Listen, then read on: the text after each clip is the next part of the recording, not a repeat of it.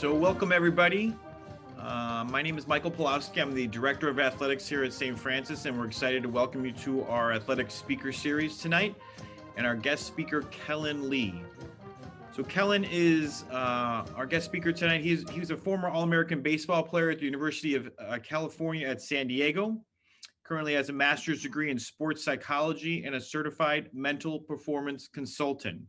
Also working on his PhD in performance psychology.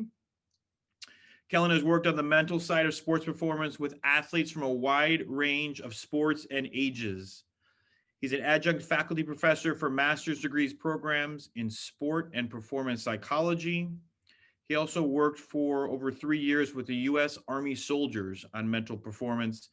His current job is a mental skills coach for the San Francisco Giants. Kellen Lee, we welcome you to our presentation tonight, and I'll turn it over to you. Awesome. Thanks, Michael. Again, thanks so much for tuning in on a Monday night. I know you all are probably doing some remote learning right now, so I really want this to be different than what you perhaps might be experiencing with school. I really want this to be as interactive as we can make a webinar. So there's a couple polls throughout the night. As you were coming in, you notice there's a poll that asks what sport you play. It would be really helpful for me just to see who's in the audience. So as you're coming in, as you're logging in, go ahead and select that sport so that this conversation and this presentation can be as relevant and catered to the attendees in the audience. But again, I appreciate being here. I'm really honored to speak, and I hope you're going to walk away with some really some cool, interesting topics and different ways to think about the concepts. So I'm going to go ahead and share my screen here. Give me a second, get this going. So like Michael said, this is going to be talking about the mental side of sports. So if you don't have something already to write on and write with, go ahead and go grab something. I'll give you a second to do so as I just walk through this introduction. But I really want to be able to provide you some tangible techniques and skills that you can walk away with to up your game from the mental side. Given, especially now with COVID and the restricted ability to do a lot of physical training, I think this is just such a critical and great opportunity, critical time and a great opportunity to really hone in on the mental side of your game. And as we go through the presentation tonight, I hope you realize that the mental game is really important, and working on it is really important as well. So I hope, by the end of this presentation, you'll have an awareness of what the mental game is, but also how to work on it. To take your game to the next level whenever your next competition might be. So the agenda tonight, I'm going to give you a brief introduction of myself. I know Michael just gave you one. I'll give you a little bit more background there. I'm going to define what sports psychology is. I think a lot of people might think it's something and may not necessarily know exactly what it is. So I'm going to give you a definition of what that is. And then go in, a little bit more specific. We're going to talk about what the mental game is. You've heard me say that a couple of times. And one thing you'll hear from me probably a few times tonight is it's impossible to develop what you can't define. So it's important for us to define everything that we're trying to work on so that we can develop it, because a lot of these concepts within sports psychology, or just the mental game in general, are very abstract, or they're intangible. Sometimes they're described. So it's important for us to really provide that really clear definition so that we can work on it and make it get better. And then we'll talk about why is the mental game important? Why are we having the speaker series? Why is there a field called sport and performance psychology? And then finally, I'm going to give you some strategies, just a few strategies on how you can improve your mental game. And then we'll have some time at the end to address any questions. And with that said, Michael and Matt are gonna track the Q&A. So if you have any questions as I'm going, feel free to type it into the Q&A section. I won't be able to see them right away, but they'll stop me and they'll ask me the question, if the timing is right. Other than that, if you want to save it to the end, if you have a question, totally unrelated to the content I'm talking about specifically, go ahead and jot it down and save it for the Q&A at the end, because we're gonna have some time to have some good back and forth and some discussion there. So again, a little bit introduction myself. I went to UC San Diego, go Tritons. I have a BA in communication and psychology. I also played baseball at UC San Diego. I have a master's in sports psychology from JFK University in Pleasant Hill, so the East Bay.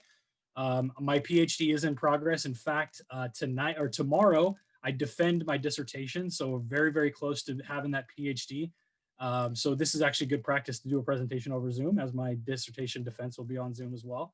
As Michael said, I worked with the United States Army as a master resilience trainer performance expert. That is a mouthful for just, you can call it a mental skills coach, because that's exactly what I did for the Army. So I worked with the soldiers on the mental side of their performances, whether that's, um, anything military related, from giving a brief to, leading soldiers. We did a lot of leadership training with the soldiers. So it was a really great experience to learn about the inner workings of an organizations like the United States Army, and being able to apply some of these really important mental skills to the performances that they have. And then, currently I work as a mental skills coach for the San Francisco Giants. I don't know, it's a team that you may or may not have heard of, probably a little bit north of where you all live. But I work on the minor league side, so I'm in charge of facilitating the mental skill development of all the minor league players in the Giants organization. And it's been a great experience. Obviously, this year has been a little off, to say the least, when it comes to the minor leagues. But I've learned a lot, and I'm going to share some of those stories with you tonight, from some of the anecdotal evidence that I have from the players, but also some of the things that we're trying to integrate with the Giants. And hopefully, you can be able to integrate with yourself in your own mental game, regardless of what sport you play. So, as I said, we're gonna define sports psychology, so you can know where I'm coming from and what this field's all about. And ultimately, it's the study and application of concepts, skills, techniques, and strategies to allow the mind to work for you instead of against you. And I think a lot of times, I'm sent athletes or coaches talk to me like, I have this one athlete who's, really just getting in their own way. And that just tells me, they're just not using their mind for them, or the mind's not working for them, and it's just working against them. And I group these ideas of concepts and skills and techniques and strategies because it's a dynamic and ever growing field. But ultimately, my job, the way I see it, is I take the concepts and skills and I turn them into techniques and strategies for the athlete. So some of the things we're going to talk about tonight could start at a conceptual level, a little bit more, it's just a little bit more abstract. And I'm here to make these abstract concepts usable techniques for you.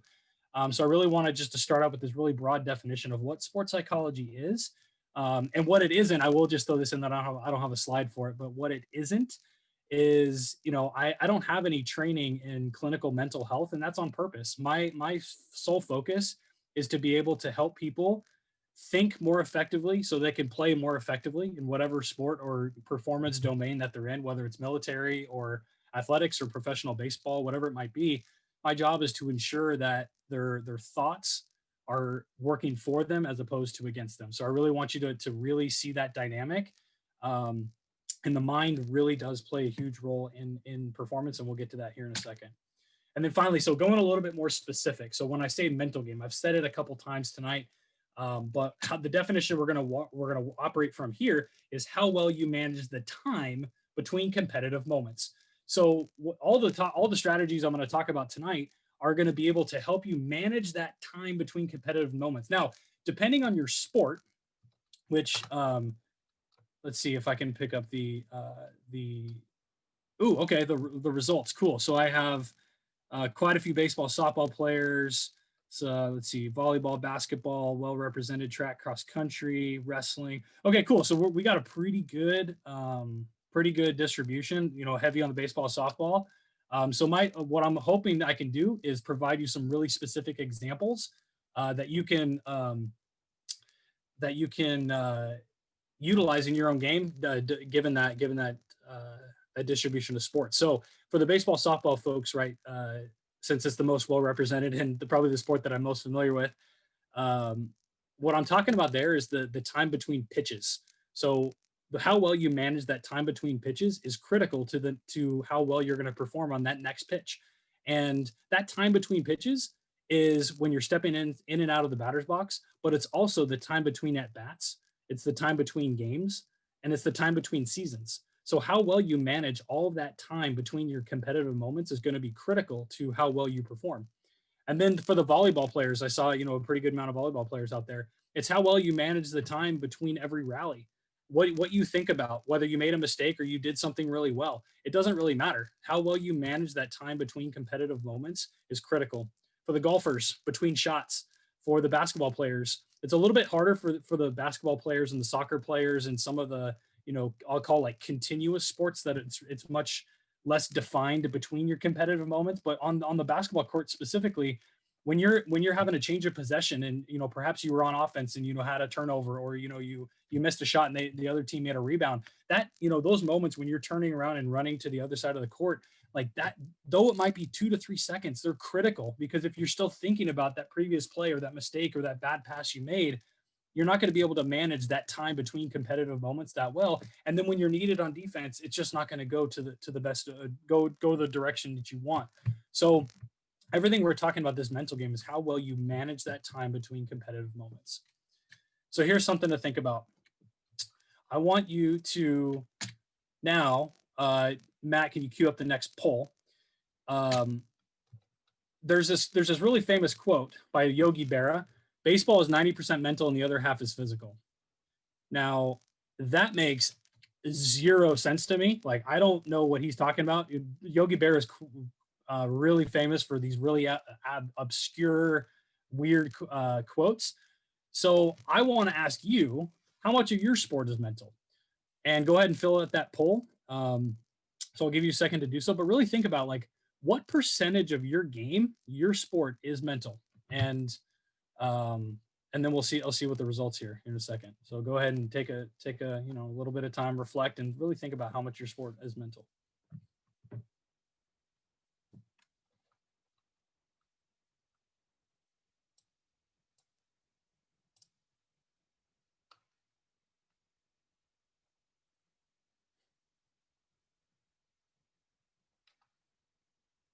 All right. Okay. So we are looking at, let's see, 70 to 80% is the most represented, followed by 80 to 90. So the majority of you, so over 60% of you, have said that your sports are at least 70% mental. Interesting. So I will say this. So I asked that same question to every professional baseball player and really any athlete I ever work with, and your answers are right on par. In fact, during spring training this past year, I asked this. There was the first presentation I had with our Giants minor league players, and I asked them this question, and the majority of them said at least 60%. And some of the coaches are like, "Oh, I think it's 90%. I think it's 80%." And I think it's really compelling, because if you look at, we take a look at this next question, something else to think about: how much time do you spend actually working on the mental side of your game? And we're going to have a poll for that too.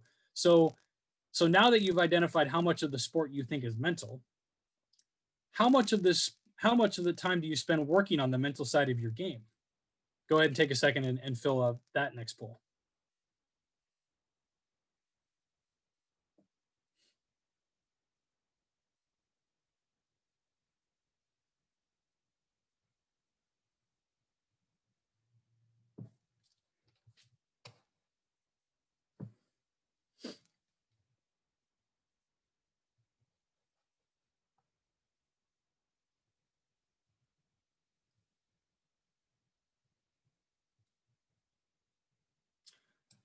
Interesting. Okay. So we have the majority, the biggest answer is 0 to 10 minutes, followed by 20 to 30 minutes, followed by 10 to 20 minutes. Okay. So again, almost 70% or more of you do less than 30 minutes.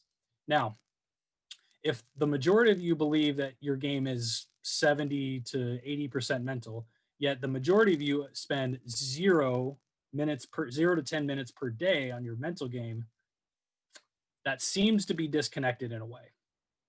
And I'll say your answers are just on par with almost everyone I've ever worked with. So here's the thing. The majority of athletes identify that the mental side of their game is really important. Again, like you said, 60 to 80% for the most of you have said that's, hey, my sport's about 60 to 80% mental. Yet the majority of people almost spend 0% working on their mental game.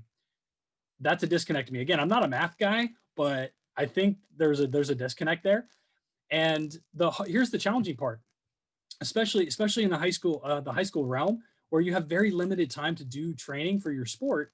The majority of your time, I think it should be. I'm a mental skills coach, and I think the majority of your sport should be addressing the physical side of your game. I'm not here to say, you only need to practice physically for 20% and work on your mental game for 80. I'm not saying that at all. But what I am saying is that dedicating some time, whatever that time for you makes sense, to your mental game is critical, because if every single athlete that you compete against is doing the same amount of time off physically, what's going to be the deciding factor is your mental game. So how much time you dedicate to your mental training will determine the consistency of success and how well you perform on game day, and what that competition looks like. Again, how well you manage that time between pitches is not necessarily during your physical practice. It could be, but it's most of the time how well you manage and how well you prepare yourself for those moments, the time between your competitive moments. So again, I want you to think about that discrepancy of, the game is so heavily mental, as you guys identified, regardless of the sport. Again, we had such a wide variety of sports in the audience, but it didn't matter because the majority of you said it was really heavily mental. And then also the majority of you also said you don't spend a lot of time on the mental game. So again, just really keep in mind that disconnect, and understand that there's always room to improve and really address that mental side of your game. So now what I'm going to do is I'm going to just give, some quick thoughts on why the importance, or what is the importance of the mental game. And as I've mentioned a couple of times, just leads to more consistent performance. Because if you think about how well you manage the time between your competitive moments, as the mental game is defined, the way that you mentally approach those competitive moments is only going to lead you to be more consistent. And I would say that the majority of the athletes that I've ever worked with say that, hey, like, I perform so well in practice, like, why can't I translate it to the game? And the reason is that you're mentally not engaging in practice the way that it should. And working on your mental game is just going to help you improve training as well. And when you improve training, your performance on game day or competition day is just going to be that much more consistent. Now, one thing I will say is that if you work, like, I'm not ever going to say you work on your mental game, you're going to be at the top of your game all the time. I'm not saying that. What I am saying is that your performance will be consistent. And you think about the best athletes in the world, they're the most consistent. They're not necessarily the best, and they're definitely not these roller coaster. I'm really good on one day and really bad on the next day. They're just consistent. And that consistency is as a byproduct of really establishing and committing to your mental game and using your physical training, because it's so important to integrate those two and not solely rely on that physical training. Because again, like I said, regardless of what level you're at, whether you're in youth sports to high school sports to college sports to professional sports, the majority of your training time will be physical. And it'll be the majority of everyone's training time will be physical. But what's going to be the separator is that mental game, that mental component that you've all identified is so important. And then here's another thing that I think people need to understand is you work on your mental game, you're going to have better team chemistry. And the reason I say that is you're going to feel more connected to your teammates. You're going to have better energy levels, whether you're, supporting your teammates, like in a baseball setting on the bench, or, on, in volleyball, you got a really, good energy going on the rally, and you're just committed to a much more consistent approach as a team. You're going to have better team chemistry. Now I see there's a Q&A. Let's see what we got here. Let's see. You know what, Adam, I will address this in like a couple more slides. I will definitely address that question. But I appreciate that. It's like a couple slides. So you're just slightly ahead of me, but I appreciate the question. So again, back to team chemistry, your more consistent performance is going to lead to better energy. It's also going to lead to better team chemistry as a group. And then finally, you're going to handle failures better, because here's the thing. If you have the mental skill set to handle the inevitable failures of sport, you're going to be able to bounce back and have more consistent performance. So as you see these 4 bullet points here, they're all interconnected, because if you improve your training, you're going to have better team chemistry, because you're going to be focusing on every repetition. It's going to be really important to you, and it's going to translate to success on game day. And then also, handling failures and being more consistent are definitely intertwined, in that sometimes we as people, not just athletes, but our failures determine what happens next, as opposed to how we handle the failures should determine what happens next. And if we know how to handle failures that much better and more effectively, we're going to be more consistent overall. So here, Adam, here's the answer to that question. I'm gonna address like how you can actually improve that mental game. And if I don't answer the question specifically, we can get to the Q&A and I can give you a more specific answer at the end. So how can you improve on your mental game? I'm gonna address two main components. Building self-awareness is the first thing. And I think just really simply taking note of what you think about when you're at your best. And then on the flip side, take note of what you think about when you're not at your best. It doesn't sound too cutting edge and it's not. And self-awareness is the first step to anything, whether it's change or sustainment of something that works. Because if you don't know what to change, if you can't identify what you need to change, you can't ever change it. But on the flip side, if you're doing something really well, how can you know what you're doing really well unless you take note of it and really take the time to process it? And I'll mention this a little bit later too. But oftentimes as athletes, we're only looking for ways that we can up our game. In reality, one of the best ways to sustain consistent performance is to keep doing what you're already doing well. And I had this conversation with another fellow mental skills coach in the field, and sometimes we find that a lot of times we don't necessarily add anything to an athlete's toolbox. We just help them subtract what doesn't work for them because they're already doing a lot of great things, especially at a high level team, or at a really good school like St. Francis. Like, you're going to have really competitive sports, so a lot of times you already have the mental skill set. It's sometimes just eliminating what's getting in your way. So again, taking note of when you're at your best, but also when you're not at your best. And then finally, the second strategy I'm gonna give some information on is establishing meaningful and helpful routines. Now, routine is a word that's thrown out quite often, but I'm going to give you a really specific definition. Again, you can't develop what you can't define. So I'm going to give you a really clear definition of what routines are, but specifically break them down to three different types of routines: pre-performance, during performance, and post-performance. And a lot of times people only focus on your pre-performance routine. But again, the definition of the mental game is how well you handle the time between competitive moments. And there is time between competitive moments during your performance, and there's also time between competitive moments post performance. So we have to have a routine for all three of those facets. So the past, the present, and the future, to ensure that you're addressing all the time between your competitive moments. So now what I'm going to do in the next couple slides is dive deeper into building self-awareness on this next slide. And then the next slide after that, I'm going to dive deeper into what I mean by establishing meaningful and helpful routines. So specifically, one way you can build self-awareness is journaling. Now, as you can see with the minions earlier, I'm a big GIF guy. I think that's how you say it. I'm full of dad jokes too. So I think it's a GIF, maybe it's a GIF. I'm not really sure. Maybe you guys can help me out. But journaling is really important because simply what it does is it helps you notice what you're thinking, what you're feeling, and what you're doing. So again, what I want to highlight: your thoughts are important, your emotions are important, and your physical reactions are important. And that's behaviorally, but that's also what's going on, biologically. Is your heart beating faster? Are you sweating more?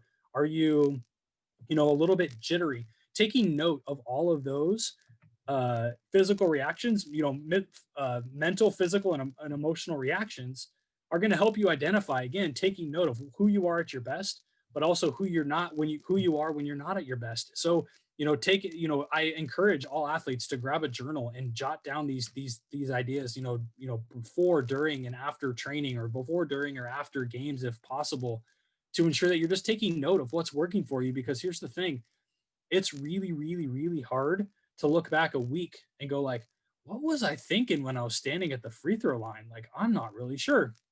Or, when I was lining up for that PK, in OT against, our rival, I totally shanked it to the left. Like, what happened there? And what you need to do is just write it down immediately. As soon as you can, write it down, journal, and take note of those thoughts, emotions, and reactions.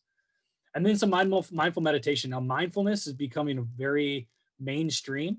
And here I have a pic of a shot of LeBron James as a Miami Heat, engaging in mindful meditation. And I will say, from an example standpoint, LeBron James is really open about his mindfulness practice. In fact, he's a huge sponsor and an advocate of the app Calm. If you're not familiar with it, you should check it out.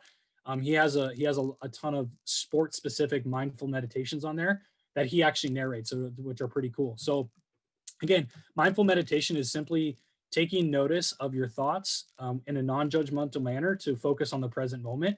And, being able to focus on the present moment and noticing your thoughts is a really, really critical skill when it comes to, elite performance, when it comes to athletics. So it's just, it's really important to engage in that mindful meditation as much as you can, just to practice really engaging and becoming present in the moment.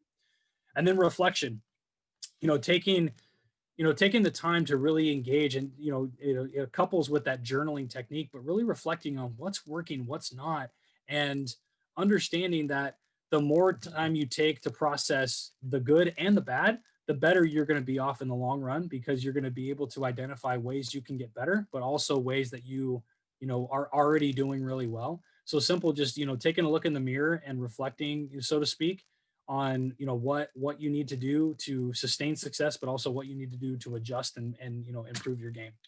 And then here, I'm not going to go too much depth into it, but identifying your core values. Core values at its most simple term are simply who you are at your core, like who you are as a person. And those are really, really closely tied to your internal motivators. And if there's any coaches on the call, it's really hard to motivate other people to do what you want. So as an athlete, again, speaking to the athletes now on the call, if you are in tune with what your internal motivators are, you are more likely to keep and sustain and maintain really high levels of motivation over time, as opposed to only relying on your coaches. Because sometimes it's hard to be motivated. And in fact, the best athletes are able to still compete when they're not at their best, and when they don't want to be there, and they don't want to practice, and it's been a long day, and you had a tough day at school, and you still have a long day of practice. Like, identifying what your core values are and what truly, truly matters to you is going to help you sustain that really strong internal, long lasting motivation. And then finally, routines. So this might be like a live footage of me, trying to get out of bed in the morning sometimes. And I just really put that on there for comic relief. But what is a routine? Again, we have to define it. Is something we do to prepare for something in the future. Now, when it comes to a morning routine, generally people will, get out of bed, they'll go to the bathroom, brush their teeth, get dressed, maybe take a shower in there somewhere. Hopefully, brush your teeth. I'll go back to that one. Eat some breakfast, get ready for the day if you're getting ready for school, or if you're getting ready for remote school, you might throw on some sweatpants and maybe a nice t-shirt like I'm wearing right now, to be honest, on Zoom. And ultimately, what all those things do, it just prepares you for something in the future, whether it's school, whether it's work, whether it's, practice later. A routine prepares you for something in the future. And what it does is it creates a really strong sense of consistency. And then again, what I wanted to shift the gears a little bit and use a really, really smart man, Aristotle, with a quote: as we are what we repeatedly do. Excellence then is not an act but a habit. And it's up to us to establish a really consistent and excellent routine so that we can be more effective and just have that really consistent approach that's going to allow our consistent results to occur. So now I'm going to hit, the three components that I talked about earlier about routines and, what this means. So a pre-performance routine, I'm sure you all are really familiar with those pictures on the right side of the slide of the physical and the tactical warm-ups. You do your stretching, and then, you're with your coaches, you're doing the tactical, X's and O's, so to speak. But oftentimes the mental warm-up is really a missed component. So what I mean by a mental warm-up is just simply tuning into your thoughts. Are you a little bit more nervous that day? Are you a little bit more relaxed that day? Are you distracted? Are you focused on something else? And taking inventory of what your thoughts are, or where your thoughts are, and how you're feeling emotionally and what you're physically experiencing is only going to allow you to really establish a really helpful and meaningful routine pre-performance.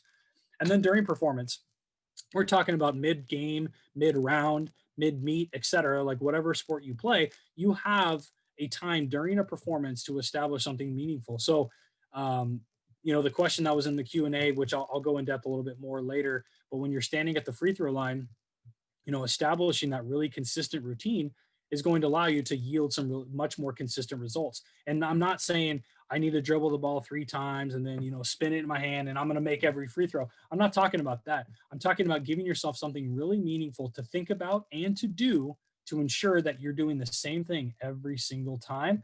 In fact, for the basketball players on the call, something just popped in my head, and really any athlete, I think this would benefit from. There's a really great video of Steve Nash walking through his free throw routine. And in fact, I think until recently, he had the highest percentage free throw percentage in the history of the NBA. So if you hit YouTube, again, I can't remember exactly what to search, but if you search Steve Nash free throw routine, he talks about the importance of having a really consistent routine. And I think everyone could really benefit from that discussion if you look up on YouTube.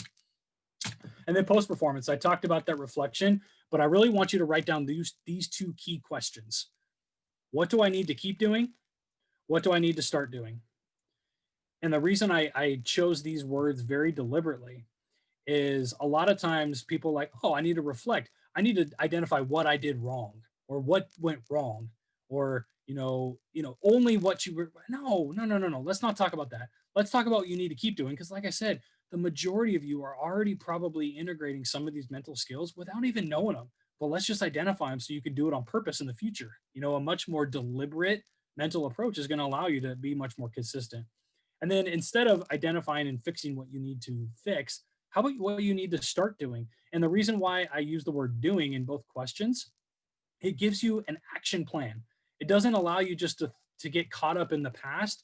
It identifies what you need to do in that moment, right then, or in the training coming up. What do you need to keep doing, and what do you need to start doing to address what you need to get the job done and be just a better version of yourself?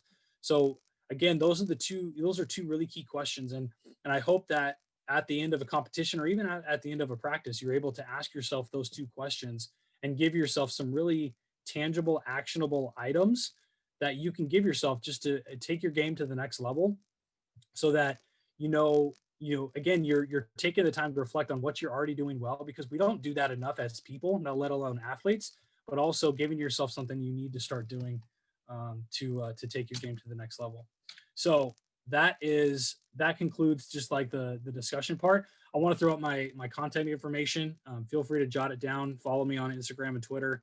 I'm more active on Twitter. I'm probably the last millennial on earth to start an Instagram, so I'm not too savvy on the IG quite yet.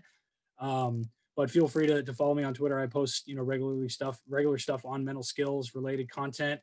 But again, I really appreciate your attention. I'm going to stop sharing my screen here in a second after you guys get my contact, and then I'll address some of the Q&A. So I will stop sharing, and let's go to Q&A. Okay, so Adam, how do you work on a player who hits 85% of his free throws with no pressure, but when a condition is added, he or she is down to 50%? What can be helped done with the athlete? Cool, good question. So I think here, the key is to understand that pressure is an interpretation of a situation. So I would try to encourage the athlete to understand that they have the power to interpret situations into their favor. And that's just from like a mental skills standpoint. From a coaching standpoint, perhaps you provide that quote unquote pressure that's caused the less than stellar performance, we'll say, in a training setting, to simulate what it is to be on game day, or standing at the free throw line with some pressure. Like, I think it's really important to replicate that as much as you can, so that when you get to game day, it should be easy. So those are the two specific ways, but I won't get into the weeds too much about the coaching strategy. But from a mental skills standpoint, for all the athletes on the call, you have the ability to interpret and build a perspective around what pressure is and how it impacts you. And ultimately, the way you like, your perspective determines how you see it, like how you see each situation. So like, you have the opportunity to switch your perspective and switch your interpretation to something that's going to be much more helpful and productive for you in those competitive moments. So I hope that answers that question. Let's see. I was talking to a college coach, and he said that the high academic players he coaches tend to overthink. Okay. And that's their biggest problem. He tries to free their mind. What are your opinions about that? So trying to overthink. So I will say this: overthinking to me is simply thinking about the wrong things at the wrong time, because I'd say that regardless of what your sport is, there is a thinking component to what you do. And I would say that the overthinking can manifest in like an analysis or paralysis by analysis is another way we say it in the sports psych world. And simply what that means is that they're thinking about the wrong things at the wrong time. So like I would say that if we're going to use the free throw example, or, for the baseball players, the free throw, like if you're standing at the line and you're thinking about, your past free throws, or you're thinking about the game or the scoreboard, perhaps there's probably too much to think about in that moment. But I think there's a time and place to do your thinking. So it's up to you to identify, like within the flow of your game, when can I think and when should I compete?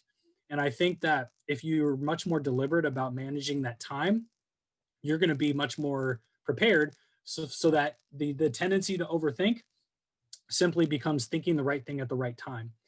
Um, and really structuring that time between pitches, or time between, free throws or competitive moments, as I say in a general term, is going to allow you to not necessarily overthink, but just think the right thing at the right time. Let's see. Kelly, water polo practice. Okay. Kelly, is that a? Yeah, no, down to Courtney's. I'd say is your next one there, Kellen. Hi, Courtney. Courtney is someone I know. She's the athlete that I've known for a while. The win technique. So what she's talking about there is a strategy on how to direct your attention to what's important in that moment. So WIN, W-I-N, is an acronym for what's important now. And the way to use it is, regardless of the situation that you're in, you can ask yourself, what's important now? And the answer to that question is likely where your attention should go. And that actually might address the previous question. One way to address the previous question of overthinking is simply just simplifying what you're thinking down to what's important now in that moment. Because it's easy. Our mind loves to wander, loves to go places. It loves to just get distracted. Like it's very, very easy. So simply giving yourself that cue of what's important now directs your brain exactly where it needs to go, giving yourself that answer. And it's going to quiet your mind. It's going to be really intentional, because our brain responds to very specific targets, and we need to give our brain that target, and that cue of when that Courtney's talking about just directs your attention to what's important in that moment. All right, Jake, what advice would you give a baseball player who's coming up and after striking out twice, what advice to a hitter with a game on the line? Okay. So it's an age-old cliche, and I'm going to give you some background behind it. So in baseball, there's the cliche of you need to play the game one pitch at a time. And cliches are cliches for a reason, because there's a grain of truth to them. So when you've struck out twice, how I respond to that is, if you're truly playing the game one pitch at a time, have you struck out at all?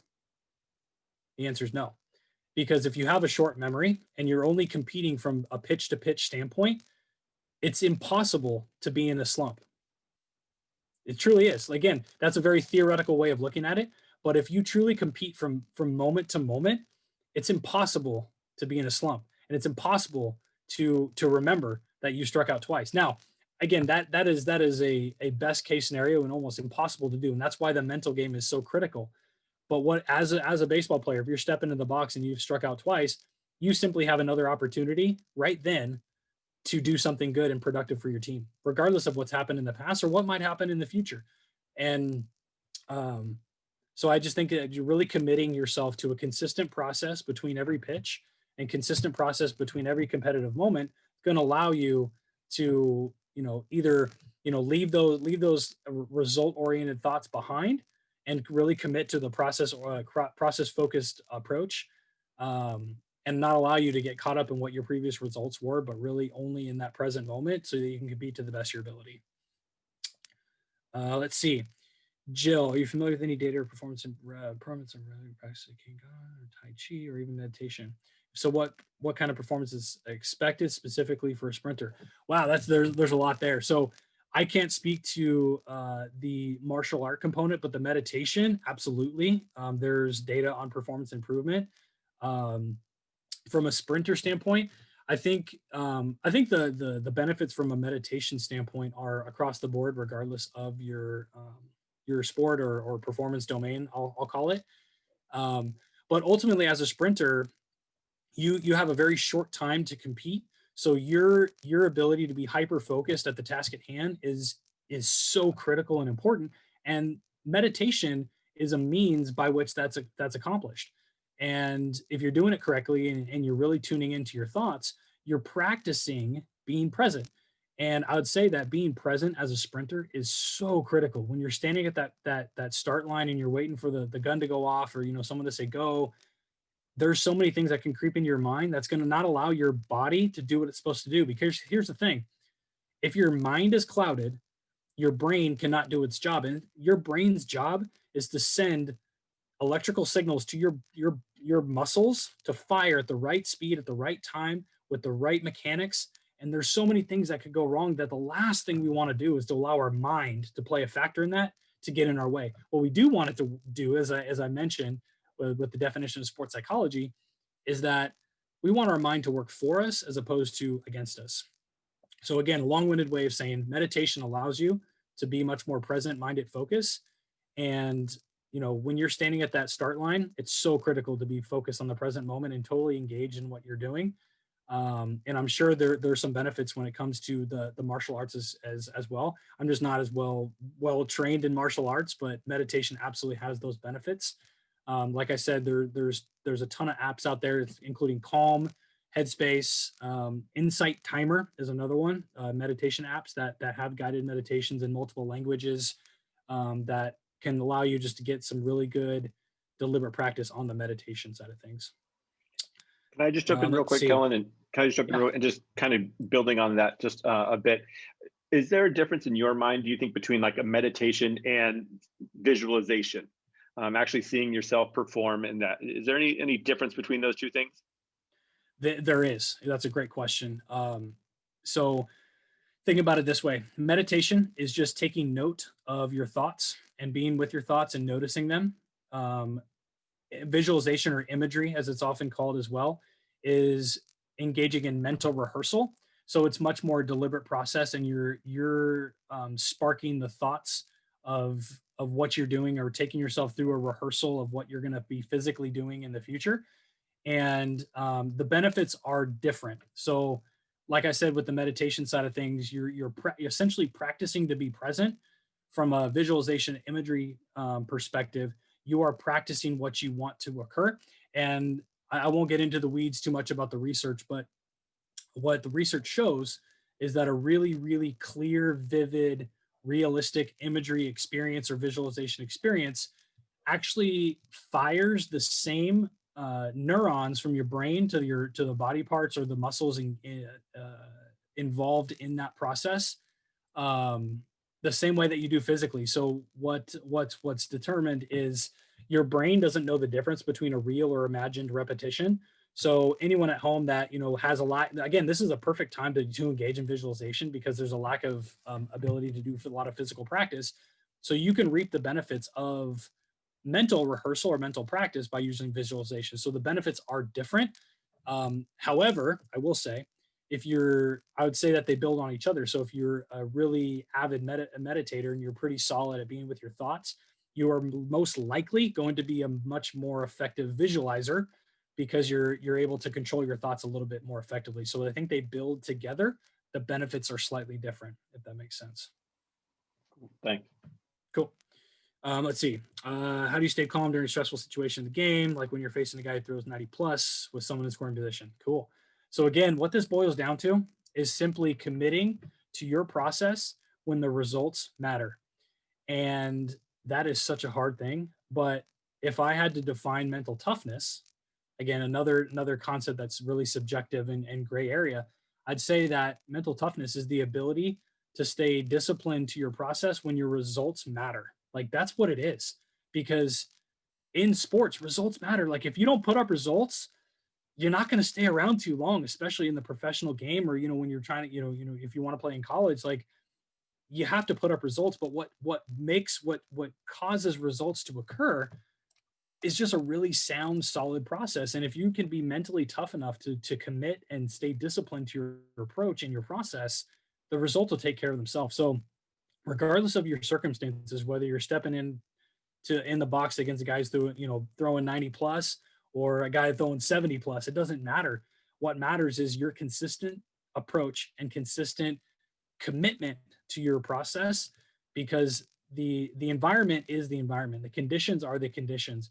And the only condition that might change is your mental approach, because your physical skills don't change.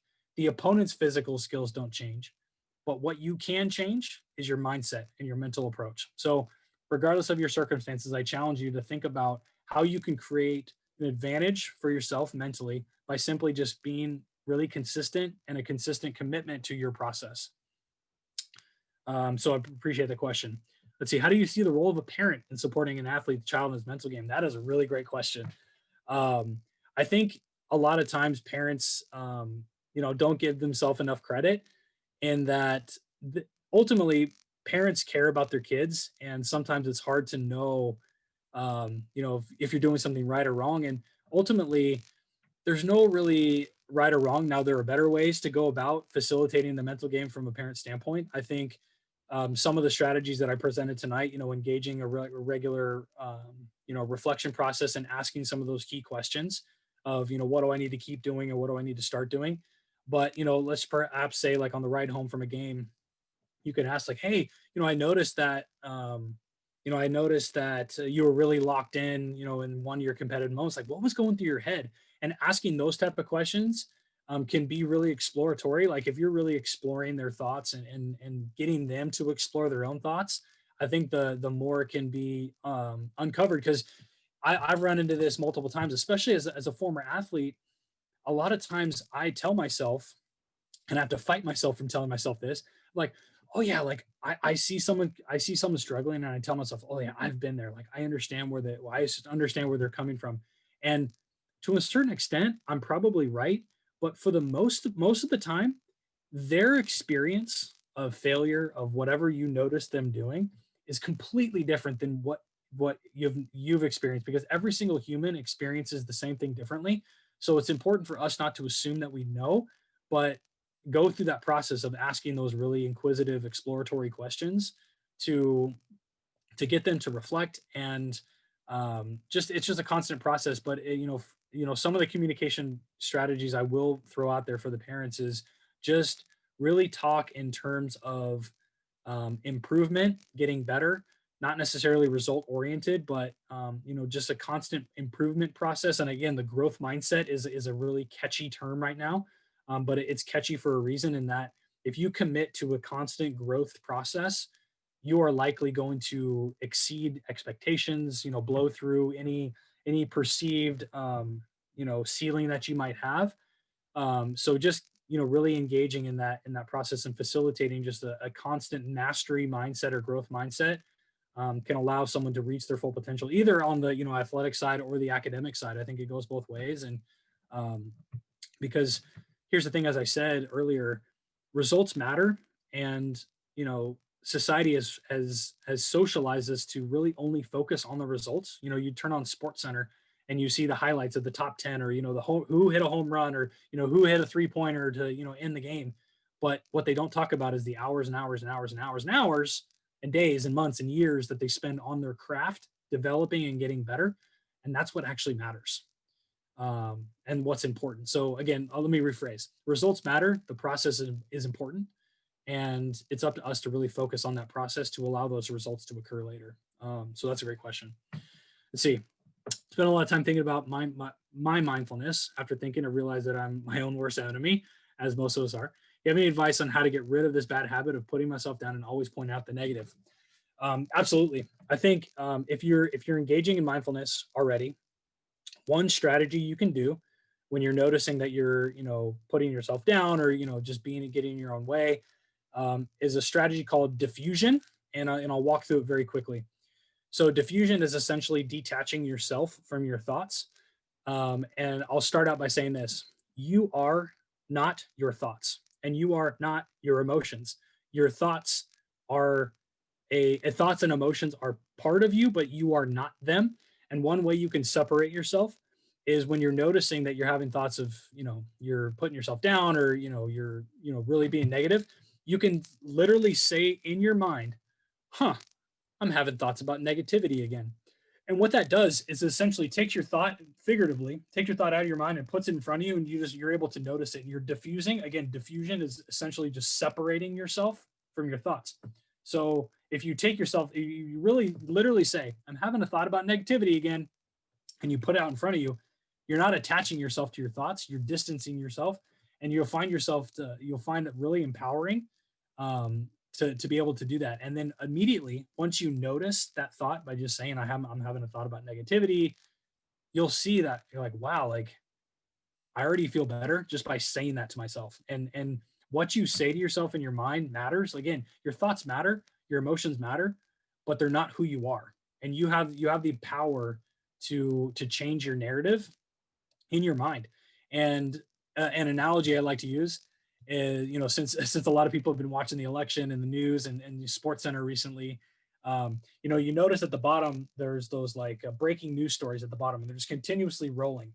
That's kind of like our brain and how our thoughts work. Every single news story at the bottom is a different thought. And when we're engaging in mindfulness and really becoming, aware of what's going on in our mind, we're essentially pushing pause on the TV. And you might be able to see, 3 to 4 different, news stories or thoughts. And generally you can go, well, that's not a helpful thought. Oh, that's pretty helpful. That one's a good one. That one's a good one. Oh, that's not helpful.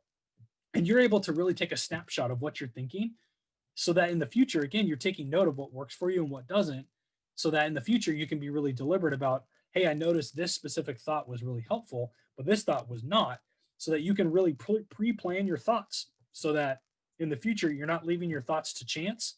You're being much more deliberate with them. So again, those are just a couple strategies of diffusion, but also just using this analogy and this idea of pushing pause, taking the thought to take note, and taking a second to just notice what's going on in your mind, and notice if it's working for you or against you.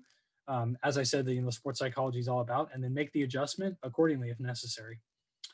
Let's see. In my opinion, what is the best technique to use to improve an athlete's mental game from a point guard's standpoint? Whew, man, if I had to choose one, I think it really, you'll find it in the world of sports psychology, mental game training. The answer is typically, it depends. So I'm going to give you two. I'm going to cheat a little bit and give you two strategies that I think are helpful. I think from a point guard standpoint, I think being able to effectively shift your attention around your environment is a critical skill, so that you can pick up the open person, or you can take the shot if necessary. Being able to essentially be the quarterback, so to speak, on the court, is an essential component of being a point guard. And I think being able to have really good vision skills, is a way that you can up your game. And how you can train that from the mental standpoint is to, during practice, really give yourself the challenge of giving yourself different targets to look at, and practice shifting your attention between different components of your environment. So you can look at the hoop, you can look at your teammate, you can just practice being really effective in your attention shifting, I'll call it. Because the more effective you are with your attention, and being able to shift really effectively within your environment, the better off you'll be, to be able to, again, pick up the open person or take the shot if necessary and run the offense. So you're the quarterback back there, with the ball. So being able to effectively shift your attention is something you can work on. And the second thing I'd say is your ability to communicate very clearly the wishes of the coaches, but also the wishes of the players. Because as a point guard, you're a natural leader. You're a leader on the court, and your ability as a leader is to be an extension of the coaching staff. So that means being able to communicate the plays to your team, being able to communicate, any concerns you have with the coaches. So being able to communicate really effectively, and also being able to shift your attention really effectively within your environment, are two skills that I think are absolutely critical to being an effective point guard. And the cool thing is, they're both trainable. You can work on both of those things. So I appreciate that question, specifically about basketball. Let's see. How would you train? Another basketball one just popped up there too. So just talking about transitioning from post, maybe do that one, and then we'll go back to the libero one. Cool. Let's see. How can I train myself mentally for transitioning from a post basketball player to a guard? Okay, cool. So, and you'll see this as, as you move up the ranks, as you grow, sometimes your position changes. And I think one thing to realize is that, specifically, I'm going to talk about confidence because this is something we haven't talked about tonight in depth. Confidence is the belief in your ability to accomplish a task. And generally, it comes from previous experience. Like previous experience or past successes are the most commonly utilized sources of confidence. Now, if you've been a guard and you're shifting to a post, or even vice versa, regardless of the circumstance, you know the game. And especially, I'd say, even if you're going from a guard to a post player, you know the game at a different level than most post players. So use that to your advantage. Build confidence and give yourself that confidence by saying, like, wow, I've seen the game from totally different perspectives. I'm able to, notice, little things that other people might not, and give yourself that advantage. Because sometimes if you're stepping into a new system or a new position, it could be really nerve wracking because you're like, I'm just not as experienced. This is something new. New doesn't necessarily mean bad. New just means new and different. So give yourself that slack, but also give yourself that confidence that you're like, man, I know this game just from a different perspective. And you bring that perspective to your game because ultimately you can't change your experiences. You can't change your past experiences. What you can change is your outlook on the current moment. And if your outlook on the current moment isn't necessarily helpful, give yourself that helpful outlook so that you can move forward and be productive and be a really strong contributing member of your team. So I hope that answers your question. I know it's a hard, and I think that answer could be addressed to anyone who's changing position or even changing sports or anything like that that might seem new. New is not bad. New is just different, and use your experiences to your advantage.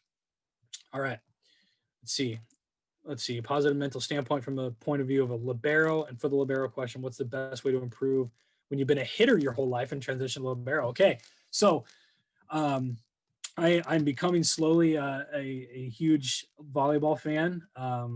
My wife is actually an athletic trainer for a college volleyball team, so I've watched a lot of volleyball recently in the last couple of years. So I'd say from a libero standpoint, you are very versatile and you have a very important role on the court. And if you've been a hitter, you understand the role of you understand the importance of communication when it comes to who's going to hit the ball, or having really good communication with your setter. But if you're transitioning from a hitter to a libero, take that perspective again, just like I answered the basketball question. If you're able to leverage the experiences that you have to your advantage, you'll be much more prepared for anything that you might encounter. And I know the position is very different because you can't jump and you can't attack, but at the same time, the game from a different perspective. And I think having a very well-rounded understanding of the game gives you a clear mental advantage. Again, so what I'm speaking to now is more on like the tactical side of things, but your mental approach to your day-to-day practice and your training and the change of training, perhaps if you're taking on a new position, is absolutely within the scope or under the umbrella of the mental game. So when it comes to changing positions, again, I'll add another suggestion. Ask a lot of questions. Ask your peers, ask your coaches. And sometimes that could be really, really uncomfortable to go, I don't have the answer, and be really vulnerable in that moment. But vulnerability is courage. Like, it's important to understand that when you ask those questions, it can put you in a really weird spot. It might really feel uncomfortable, but ultimately the best learning happens slightly outside of your comfort zone. So keep that in mind and understand that it's always not going to feel really good. In fact, if it's always feeling good, you're probably not getting better. So the fact that you've noticed that, there's that apprehension, you're learning. Like, apprehension tends to coincide and go hand in hand with learning. So chances are during training or practice, if you're uncomfortable, you're probably learning. So I really want to normalize that experience as well. Let's see, another volleyball question. I'm playing with my team during volleyball. I get really frustrated sometimes because someone messed up or I messed up. How do I not let that affect me? So I will say that I am not here and I'm not here to say, and I'm not naive to think that you can automatically eliminate all counterproductive emotions. So frustration will happen. What I need you to understand, what I think is really important, and an important takeaway for tonight, is that we are all humans and we will experience those emotions. But the key there is to minimize our recovery time. If we can manage the time between our competitive moments more effectively and notice when we get frustrated or notice when we get angry or, notice when we fill in the blank with any emotion and get ourselves to a mental, physical, and emotional state that's going to allow us to be successful, that is managing those time between competitive moments. So I want you again, I want to make sure that you understand that frustration and anger are really common. And I'm seeing the next question about, get over that gut feeling of anger, frustration when you're going through a rough spot competitively, like when you're in a slump. So the same answer goes here too, where understanding that that feeling, that gut, and the anger and frustration, it will happen. It absolutely will happen. What I'm shooting out to you, what I want you to think about is how well we manage those moments is what's going to determine our long-term success. It's not eliminating them, it's managing them. And that's why in that definition of the mental game, I wanted to be really clear that it's managing the time between your competitive moments. And I'll say it until I'm blue in the face, because I think it's such an important way to think about it is when you're going through a rough spot, take a step back and understand that if you truly commit to a competitive moment, mindset, and not allow these past results to filter into your mind, you'll be much more prepared for that competitive moment. So I'll leave you with this one last thought. I'm really conscious of time. I see that we're a couple minutes over, but I will leave you with this one last thought: is that our body is always in the present moment. Is your mind? Your mind might be in the past. Our mind loves to dwell to the future. But what I challenge you to do is when you're competing, try to get your mind in sync with your body in the present moment, because our body is never in the past and it's never in the future. It's always in the present, but our mind can fluctuate. And I challenge you to, whenever you're competing, to align your mind with your body in the present, and you'll be much more prepared and much better. You'll have the much better ability to manage that time between competitive moments. So again, thank you so much for the time and attention. I know it's getting late. It's on a Monday night, but I appreciate you spending the time with me tonight. I really enjoyed our conversation, and I appreciate everyone's questions and engagement. Again, Michael, Matt, I appreciate you guys inviting me. And it's been a really cool experience to work with you guys. And I hope this is not the last time that I'll see you guys. Awesome. Hey, so Kellen, on behalf of St. Francis High School, thank you very much for the time tonight, for sharing your words of wisdom. Awesome quote to go out on, just about our body and our minds being in the present moment. Awesome, right, to leave us with. So I appreciate it. For all of our attendees, just a reminder, we're working on some other guest speakers in the next couple weeks, next month or so. So please keep an eye out for another email, kind of continuation of our athletic speaker series. So thank you guys all for being here tonight. And once again, thank you to Kellen for his great words of wisdom. Have a great night. Take it easy, Lancers. Good night.